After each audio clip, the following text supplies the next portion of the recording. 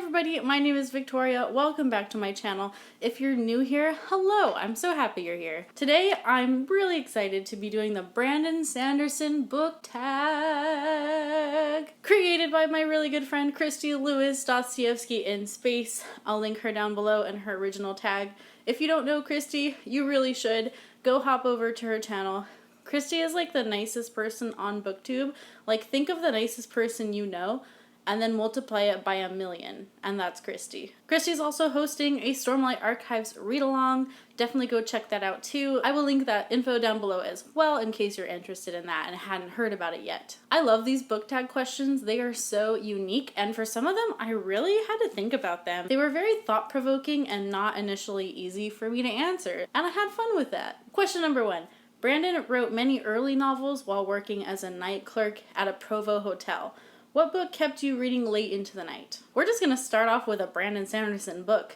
Elantris had me reading late into the night. The thing about Elantris was, once you hit a certain point in the book, the last 200 pages were super action-packed, and so you just can't stop. I could not stop reading. I had to get to the end before I went to bed that night. So I'm pretty sure I read it until 2 in the morning or something crazy like that. Question number 2. Brandon's complex magic system set his fantasy apart. What subject do you love to read about in all of its complexity? Music is a really big interest of mine, especially music and how it affects the brain, and then also just in general our relationship to music as humans. And a book that really prompted me to want to pick up more books like it was Musicophilia by Oliver Sacks. And so this is all about music and how it affects your brain. This book gets pretty sciencey, which I personally don't mind, but I know it's not what everybody's looking for, but it was really interesting. There's a lot of studies being done currently about how music affects your brain, also how music affects Alzheimer's patients and memory loss. So I really want to read more books like that. There's also a whole field called music therapy, which I actually would really love to get an accreditation in. That's kind of like a life goal of mine. I would love to go back to school, possibly for music therapy. So any book like that I'm super interested in. It's been too long since I've picked something like that up. Another book like it that I can recommend is The Inner Game of Music.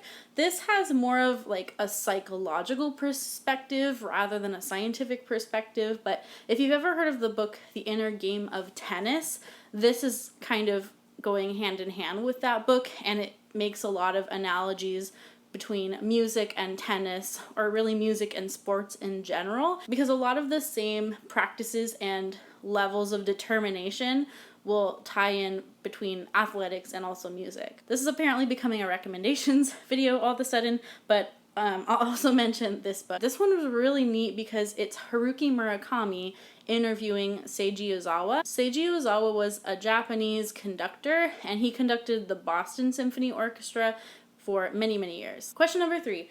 Brandon gets book ideas from watching other storytellers fail to execute a concept well.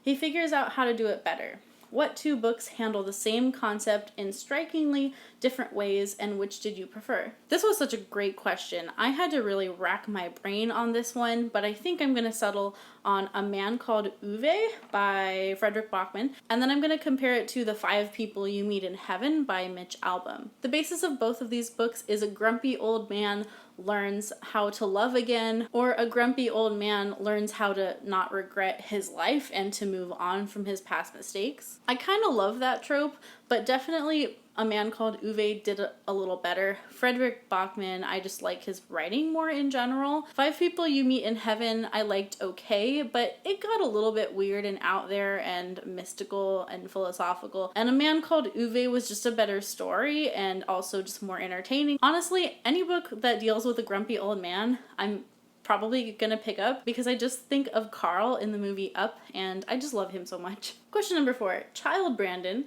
was recommended several books about dogs that die. As a result, he becomes a reluctant reader. Please share a formative, good or bad childhood reading experience.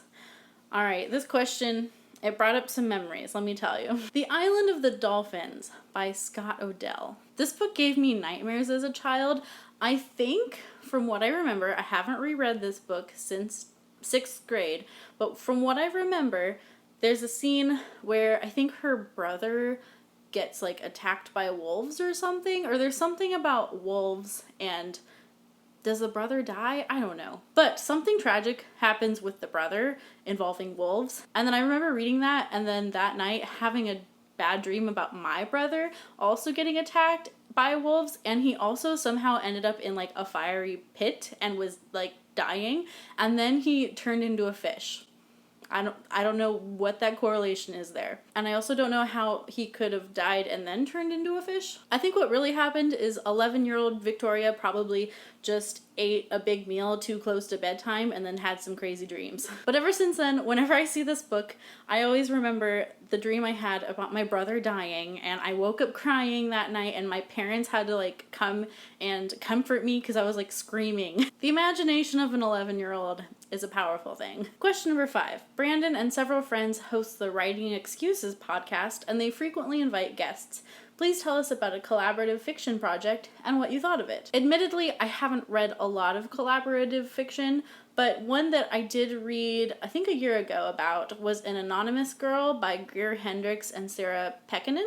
Reading this book was part of my attempt to find a thriller that I liked. Unfortunately, I didn't like this one. I think I only gave it like 2 stars, but I also might just not like this genre very much. I've heard that some of their other books that they wrote together are better, so maybe I should retry these 2 authors. Another author duo that I liked but didn't quite like all of their work was the Illuminae Files. I think it's Amy Kaufman, and now I can't remember the other guy, but I'll put a picture right here. The first book was really good, and then the series kind of went downhill from there. Actually, not that it went downhill, but it just was like the same book rehashed 3 times, and I didn't like that. So apparently I haven't really found a collaborative fiction project that I like yet, but I'm sure it's out there. Question number 6. Brandon's first book, White Sand Prime, was rewritten and eventually converted into a graphic novel called White Sands. What book would you like to see in another format? I'm super excited about the prospect of Mistborn being movies. From what I understand, Brandon Sanderson is actually currently working on the screenplay for those. So I would just be over the moon to see that movie. Question number 7. Brandon writes very quickly. What prolific author or authors would you recommend? I feel a little bit bad saying this because I've only read one of this person's books, but I've seen a lot of his movies. A lot. And that is Stephen King. I really want to read more of his stuff. The only one I've read is the Tommyknockers, which from what I understand isn't even a very good example of his writing. But when I think of prolific authors, I think of Stephen King, so I'm going to go with him for this answer. Another really prolific author that I have read more of is C.S. Lewis, and I do want to read all of C.S. Lewis's works. Question number 8. Brandon's Cosmere Universe books are grounded in Platonic philosophy. I didn't even know that, so Christy, thank you. That is fascinating. What book or series gets you really excited about the source material? I have no idea when I will get to this, but last year, was it 2 years ago? Might have been 2 years ago, actually. I read the biography on Bonhoeffer by Eric Metaxas, and ever since then, I've been really interested to read something by Bonhoeffer, and so I picked up, almost dropped that book.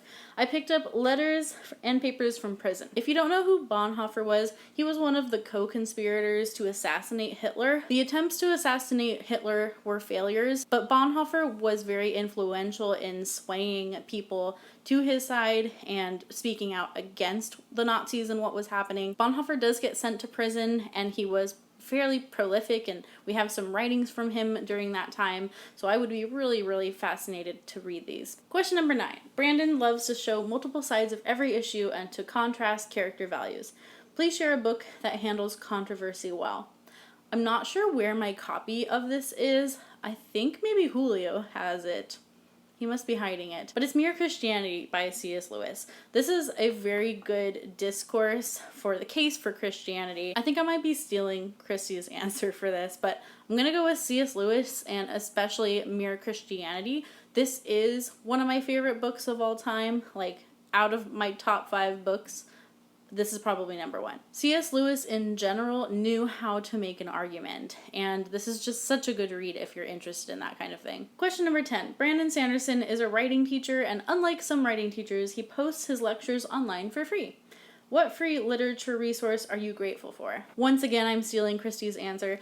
BookTube and libraries. Those are really the only two free ones that I use. I'm not a writer myself, so I don't really delve into that side of it. But I love being part of this community in general. I love that it's free. I've learned so much from different people's videos, and I constantly get to hear about new books that are coming out and just get to be part of the book world. So I think the bookternet in general, I am just very thankful for. Before I joined BookTube, I was not really reading very much. I wasn't reading very quickly. I read maybe like 5 to 10 books a year. And then since joining BookTube, I've read between 40 and 60 books a year. And I've also made so many good friends here, and I honestly can't imagine my life without it now. So love you guys. Time to tag some people. I'm going to tag 3 people. First, I'm going to go with Anne from Elizabeth Ann Reads, because I know she's working on Words of Radiance right now, and she is a big Sanderson fan. Books with Kayla, if you haven't been tagged yet, I would love to see you do this. And then I'm going to tag Michael Nip, because I think Christy didn't tag him because he asked not to be tagged, but I'm sorry, I'm going to be a jerk and tag you. Thanks for watching my video today. I had a lot of fun with these questions. They were very thought-provoking and got me thinking about some books that I haven't even thought about in years. Island of the Dolphins. Feel free to do this tag even if I didn't tag you. I would love to see more people do this and for this to go all around BookTube with the Sanderson fans. Once again, Stormlight Archive read-along info down below in case you want to jump in. Keep reading great books. Until next time, bye-bye. Hi everyone. Oh gosh. Because a lot of the same qualities of learning how to be really good at a sport. Question number 3. Brandon gets book ideas from watching other storytellers fail to exist. Another author duo that I did like some of their work, but not necessarily all, was